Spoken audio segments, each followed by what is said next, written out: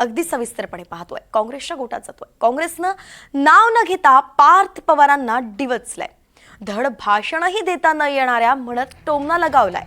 पार्थ पवारांचं नाव न वापरता कृतघ्न असा उल्लेख सुद्धा काँग्रेसनं केलाय। पार्थ पवारांनी केलेल्या टीकेनंतर काँग्रेसचा हल्लाबोल आपल्याला पाहायला मिळतोय। एकंदरीतच राष्ट्रवादी आणि काँग्रेसमध्ये झुंपल्याचं पाहायला मिळतंय। पार्थ पवारांना काँग्रेसनं नाव न घेता डिवचलंय। देविदास राखुंडे आपले प्रतिनिधी आपल्यासोबत जोडले गेले। देविदास, नेमकं हे कसं घडलंय आणि काय टीका केली होती?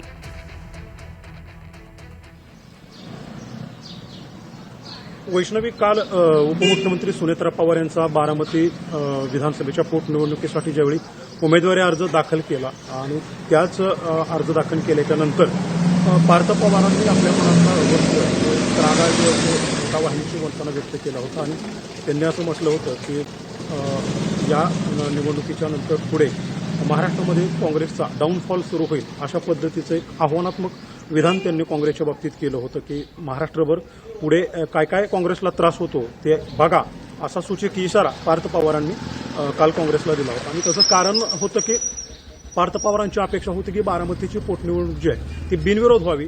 ज्या पद्धतीनं ठाकरे गटानं सुनेत्रा पवार यांच्या या उमेदवारीला पाठिंबा दर्शवला, शरद पवार गटानं पाठिंबा दर्शवला, अगदी त्याच पद्धतीनं काँग्रेसनं पाठिंबा दर्शवावा असं पार्थ पवार यांचं म्हणणं होतं। मात्र तसं काही झालं नाही। काँग्रेसने सुनेत्रा पवारांच्या विरोधात ॲडव्होकेट आकाश मोरे यांना बारामतीच्या पोटनिवडणुकीसाठी मैदानात उतरवलं आणि त्यामुळेच कुठेतरी पार्थ पवार जे ते आक्रमक झाले। आता याच्यानंतर शरद पवार यांना ज्यावेळी प्रसारमाध्यमांनी याबाबतीत प्रश्न विचारला त्यावेळी शरद पवार यांनी देखील पार्थ पवारांच्या विधानाचं समर्थन बिलकुल केलं नाही। त्यांनी पार्थ पवार यांचे कान टोचलेले। राजकारणामध्ये एखाद्या मोठ्या वक्तव्यावरती ज्यावेळेस आपण विधान करतो किंवा परिस्थितीवरती विधान करतो त्यावेळेस परिपक्वता लागते आणि ती पार्थ पवारांकडे कितपत आहे किंवा नाही हे मला माहीत नाही। एवढंच वाक्य बोलत शरद पवार यांनी आपल्या नातवाचं कान टोचलेले आहेत। काँग्रेसने मात्र पार्थ पवार यांच्या कालच्या या खळबळजनक आव्हानानंतर त्याच शैलीत नाव न घेता सोशल मीडियातून त्यांना आव्हान दिलेले, त्यांच्यावरती टीका केलेली नाव न घेता की तुम्ही घरच्यांच्या पुण्याईनं खासदार झालेला आहात आणि तुम्हाला साधं भाषण देखील करता येत नाही। अशा परिस्थितीत तुम्ही पुण्याईमुळे, कुटुंबियांच्या पुण्याईमुळे खासदार झालात आणि तुम्ही काँग्रेसला सांगताय की तुमचा डाऊनफॉल सुरू होईल।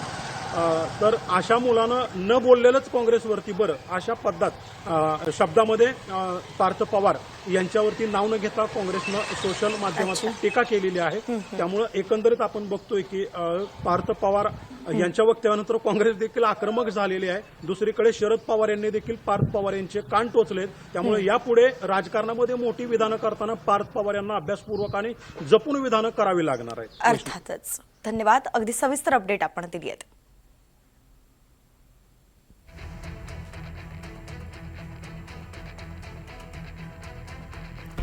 आपण पाहतोय काँग्रेसनं नाव घेता पार्थ पवारांना कसं डिवचलं। धड भाषणही देता न येणाऱ्या कुटुंबियांच्या पूर्व पुण्याईवरती आत्ताच खासदार झालेल्या मुलानं काँग्रेस पक्षाच्या डाऊनफॉल बद्दल बोलणं म्हणजे जरा जास्तच नाही का झालं?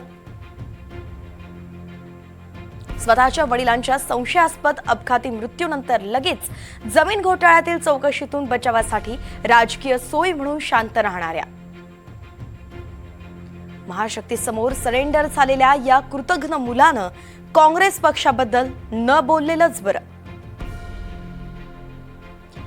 या मुलाच्या वडिलांना न्याय मिळवून देण्यासाठी कर्नाटक सरकारने त्यांच्या राज्यात FIR नोंद करून घेतला।